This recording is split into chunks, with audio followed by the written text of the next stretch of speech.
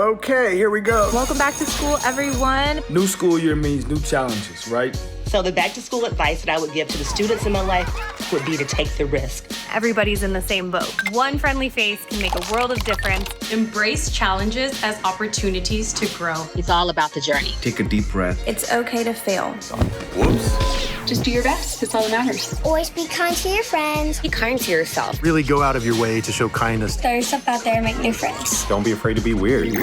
There's room at the table for everyone. Learn to have fun. Play and have fun. It's gonna fly by. Make sure you give it your all every single day. Leave the world better than you found it. And create the world that you want. Enjoy that you actually have hair. You don't ever get another chance to be this young. So don't sweat the small choices. Be yourself, follow your heart, take big risks. Enjoy the journey and make lasting memories.